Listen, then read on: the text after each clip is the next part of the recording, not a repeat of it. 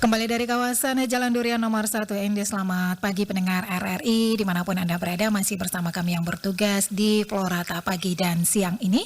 Saya Christian Senda dan juga operator studio Ricky Seda.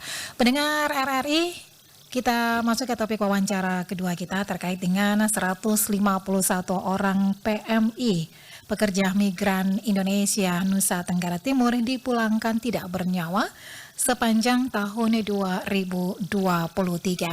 Seperti kita tahu pendengar bahwa banyak informasi yang kita peroleh ya terkait dengan kematian pekerja migran ilegal asal Nusa Tenggara Timur ini tidak pernah berakhir. Setiap bulan rata-rata 12,58 pekerja migran ilegal meninggal di luar negeri. Dan untuk sepanjang tahun 2023, total jenazah yang tiba melalui Bandara El Tari Kupang ada 151 orang. Jumlah ini terbanyak dalam sejarah pekerja migran Nusa Tenggara Timur, dan tentu ini belum termasuk jenazah yang dimakamkan di luar negeri atau tidak terlapor.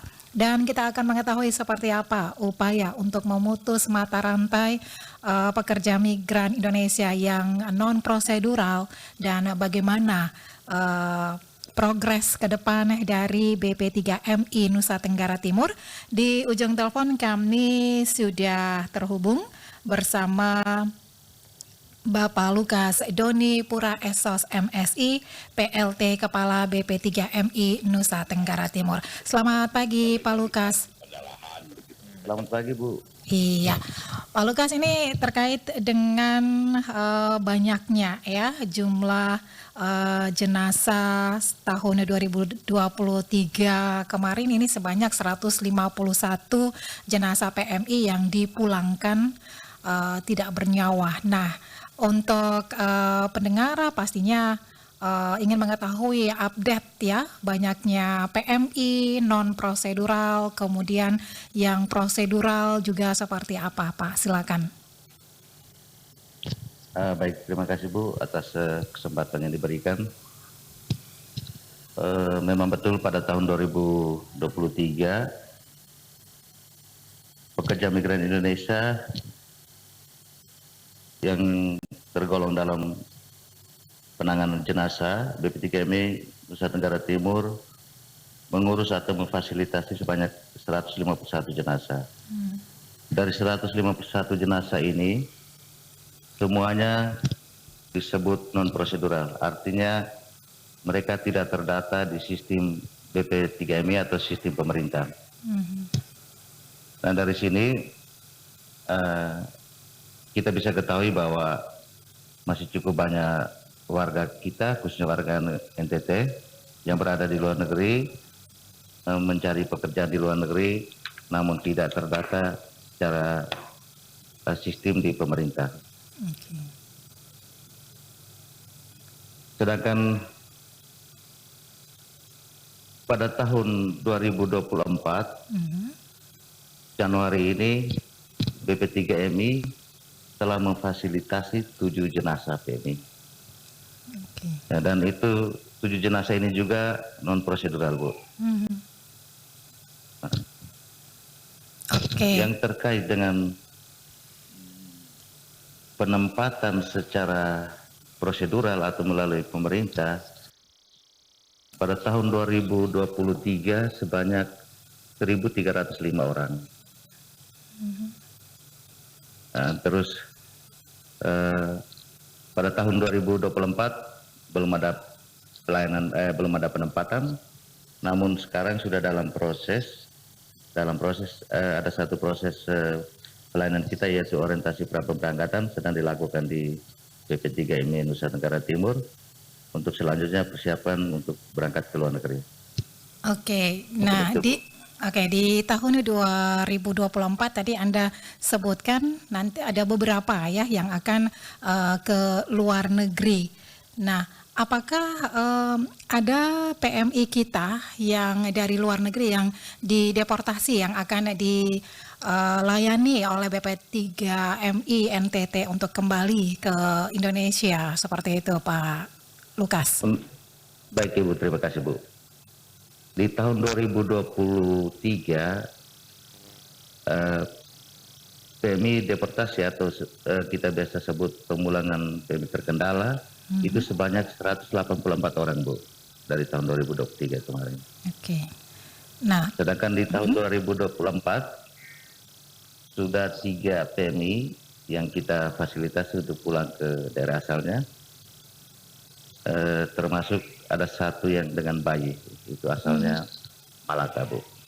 oke. Baik, yang dideportasi ini masalahnya apa nih yang terkendala nih Pak? Masalah administrasi Bu, atau tidak lengkap surat menyuratnya Bu. Oke, baik. Dan selain itu Pak Lukas ya, negara-negara mana saja yang memulangkan jenazah PMI yang tidak bernyawa selama tahun 2023? Terima kasih Bu. Untuk pemulangan jenazah PMI terbanyak adalah negara Malaysia. Di situ juga negara Malaysia juga penempatannya 90% kita dari Provinsi Nusa Tenggara Timur, 90% itu penempatannya di Malaysia. Sedangkan di negara Singapura, Hong Kong, Jepang, Qatar, Brunei Darussalam, Papua New Guinea, Solomon atau Arab itu penempatannya cuma sedikit saja Bu, 90%-nya di Malaysia. Oke, Sebaliknya juga kasus atau baik PMI terkendala ataupun jenazah PMI 90% juga dari Malaysia Bu. Oke, dan ini lebih banyak nih di negara Malaysia. Nah, apakah ke depan ini untuk PMI kita ya yang dari NTT ini bisa diprioritaskan ingin melakukan pekerjaan ke luar negeri ini? Mungkin tidak di negara Malaysia lagi ya Pak Lukas, atau seperti apa dari peran dari BP3MI dengan mengetahui banyaknya kasus dari Malaysia ini 90% nih Pak? Terima kasih Bu. Sebenarnya pemerintah telah mendorong bahwa ketika PMI kita yang bekerja di negara Malaysia, kalau sudah selesai kontrak, mungkin mencari pekerjaannya di negara lain, misalnya Singapura, Hong Kong. Nah, itu dampaknya harus belajar lagi bahasa Bu. Ya minimal bahasa Inggris. Kalau ke Hong Kong harus bahasa Mandarin harus bisa begitu. Kita selalu menyampaikan atau mengarahkan mereka untuk bisa bekerja di negara lain karena dilihat dari satu sisi sistem perlindungannya lebih bagus. Yang kedua dilihat dari upah atau nilai tukar uangnya lebih tinggi Bu itu. Namun kita tidak bisa pungkiri kita lihat bahwa skill ataupun dilihat dari pendidikan memang rata-rata dari Nusa Tenggara Timur belum terlalu banyak memenuhi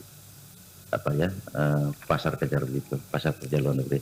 Oke, nah untuk mungkin sekalian saya informasikan sedikit. Ya, silakan. Sekarang ada program G2G pemerintah dan pemerintah khususnya di nurse, bidang kesehatan di nurse itu dibuka di Jepang, di Jerman. Nah, untuk tahun 2023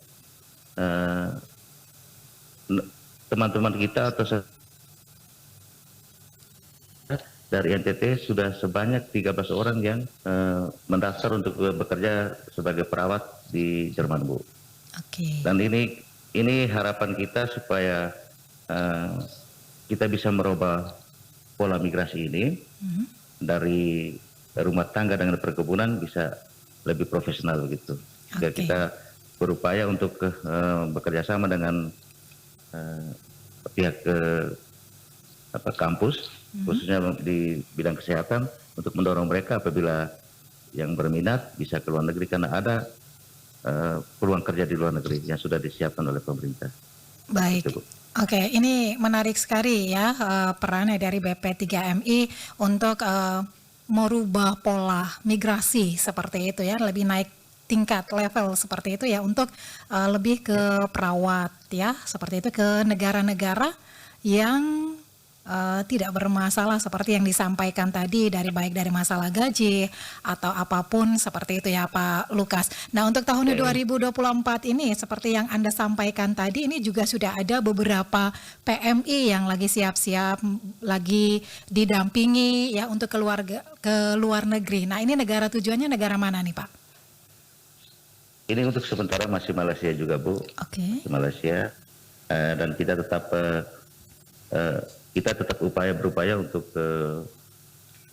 memberikan dorongan untuk PMI yang profesional.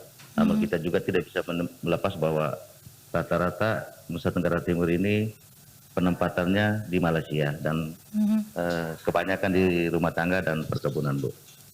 Oke. Baik, nah di NTT sendiri kabupaten mana saja nih Pak Lukas yang memiliki nilai tertinggi ya pengiriman PMI yang meninggal di tahun 2023 Pak? Untuk yang bermasalah paling banyak Flores Timur Bu. Flores Timur nomor 1, yang berikut Malaka nomor 2, TTS nomor 3 Bu, dan semua kabupaten ada, namun semakin turun jumlah kasus yang teman-teman PMI yang memperoleh atau mendapat masalah di luar negeri sana Bu. Baik, dari kasus-kasus yang ada, peran upaya apa yang dilakukan oleh pihak Bapak ya untuk bisa memutus mata rantai atau setidaknya meminimalisir terjadinya masalah-masalah ke depan Pak? Baik, terima kasih Bu. Kami tetap melakukan kolaborasi kerjasama. Kita sudah di Nusa Tenggara Timur sudah penandatanganan MOU dengan kabupaten kota sejumlah 13 kabupaten kota Bu terkait dengan pelayanan pelindungan pekerja migran di Indonesia. Namun aksi nyatanya belum terlalu nampak. Okay. Dan ini kami tetap mendorong terus karena dilihat dari Undang-Undang 18 2017 Bu, itu peran setiap pemerintah sudah ada ditetapkan di dalam pasal 39, pemerintah pusat, 40-nya pemerintah provinsi, 41 pemerintah kabupaten, dan 42 adalah pemerintah desa. Itu sudah ditetapkan semua dalam Undang-Undang 18 tahun 2017. Dan upaya kami untuk bekerja sama melalui penandatangan MOU dengan beberapa kabupaten itu, kita memohon untuk semua dapat bisa menyetujui dan menandatangani, namun baru 13 kabupaten kota yang menandatanganinya, dan ada 2 perjanjian kerjasama yaitu Stikes Maranatha dengan Stikes Kemenkes Kupang Bu.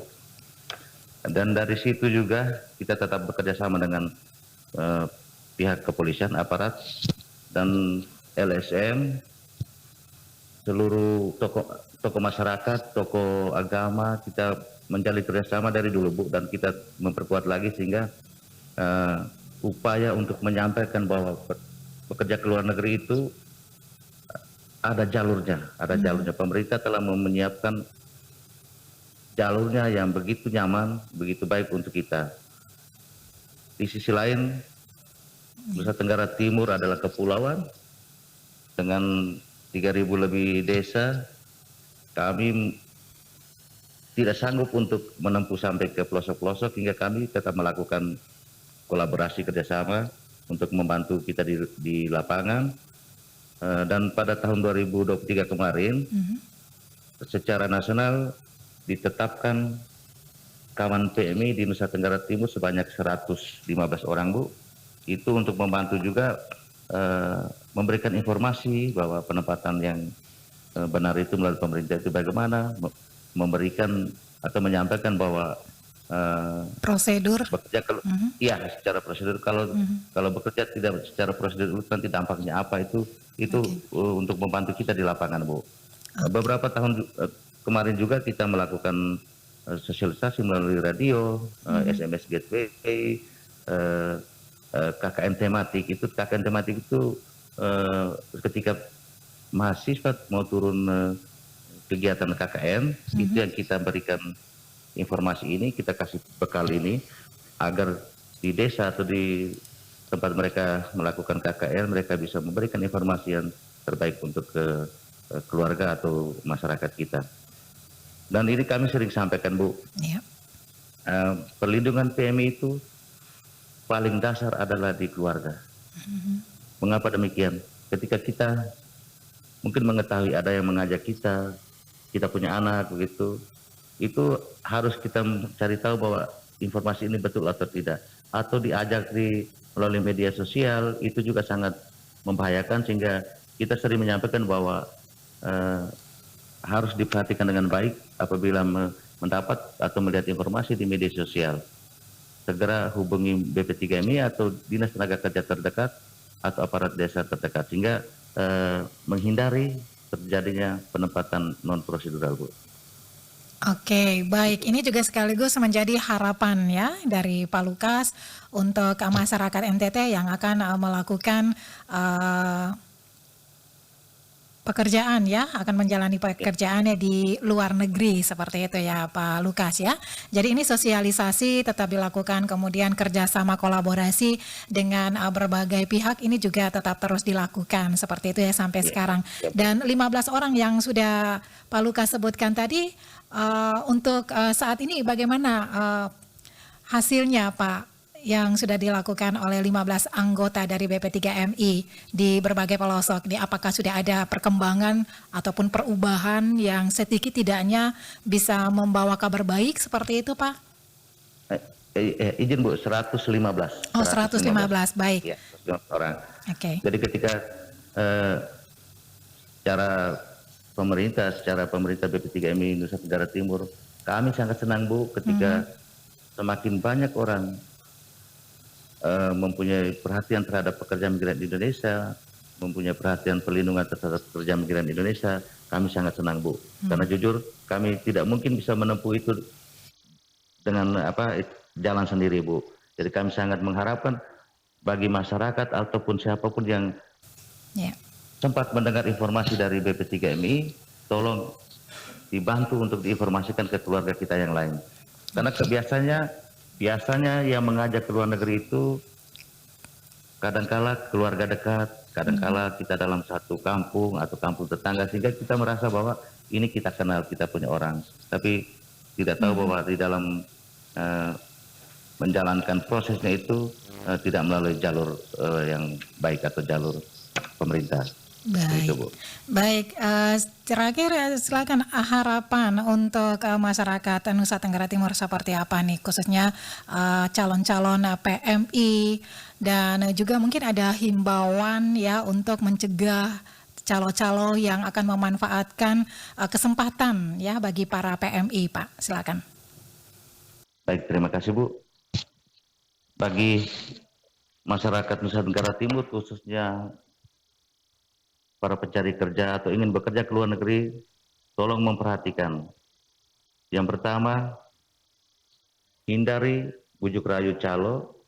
Yang kedua, pelajari yang dengan teliti informasi di media, karena itu banyak juga informasi yang menjebak kita untuk berangkat secara non prosedural. Cepat berkomunikasi dengan Dinas Tenaga Kerja Kabupaten Kota terdekat, karena seluruh pendataan awal adalah di Dinas Tenaga Kerja Kabupaten Kota.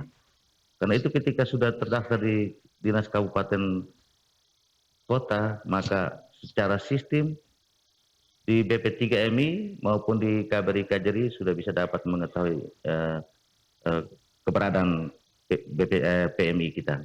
Baik. Harapan kami untuk masyarakat, kami mengharap bahwa kita bisa kerjasama. Ini adalah untuk melindungi keluarga kita sendiri, masyarakat kita sendiri. Maka apabila melihat kondisi di lapangan, kondisi di masyarakat, apabila ada yang mengajak atau membujuk saudara-saudara kita untuk bekerja ke luar negeri, tolong dicari informasi yang baik, atau sangat mencurigakan bisa langsung lapor ke kepolisian terdekat. Karena sekarang sudah ada peraturan presiden bahwa TPPO itu langsung dibawa langsung atau dikomando langsung oleh Bapak Kapolri, hingga sangat mudah sekali. Diharapkan seluruh masyarakat bisa memberikan informasi peluang kerja yang benar itu bagaimana, atau kalau mencurigakan silakan lapor ke kepolisian terdekat. Mungkin itu Bu. Baik, terima kasih Pak Lukas untuk waktunya pagi hari ini bersama Pro 1 RRI ND. Semoga PMI kita menjadi PMI yang bermartabat ya Pak Lukas ya. Terima kasih Bu. Baik, Harapan kita semua Bu. Ya. Oke, selamat pagi. Selamat pagi. Salam. Shalom.